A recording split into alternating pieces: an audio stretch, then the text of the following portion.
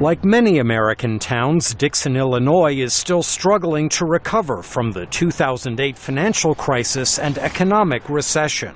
Here, unemployment exceeds the national average. Residents are casting a nervous eye on Washington, where President Barack Obama and congressional leaders have been unable to agree on ways to curb America's runaway national debt. I really wonder if they have thought things through. Dixon Mayor James Burke fears an eventual deal may limit tax deductions for homeowners, which could depress U.S. housing values. That, in turn, would constrain property taxes on which local governments across America rely. The big question is what is going to happen to the housing industry? The housing industry has been the backbone of this economy in this country. I just wonder if the people in Washington, really know what they're doing when they're talking about that. The threat of massive across-the-board tax hikes and deep federal spending cuts has not spawned action in the nation's capital. Congress's top Democrat and Republican acknowledge debt talks are deadlocked. We are going nowhere. We don't have an agreement.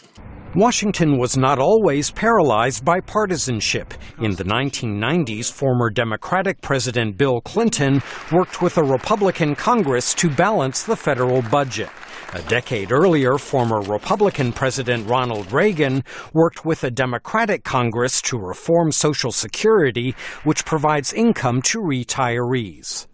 Ronald Reagan's boyhood home still stands in Dixon, a national landmark and a source of local pride.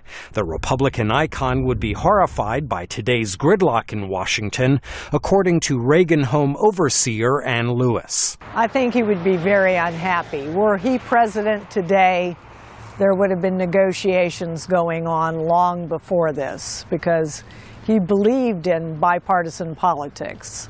Dixon is not alone in fearing fallout from America's fiscal woes. Severe cutbacks in federal spending, known as sequestration, would impact many programs relied on by cities and towns across the nation, according to Michael Wallace of the National League of Cities. So cities have already been through a recession, and they've done the hard work to overcome that. What they really need Congress to do right now is just to do no more harm.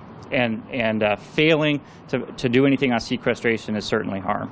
Dixon Mayor James Burke is taking a wait-and-see approach. The business community has got a lot of confidence.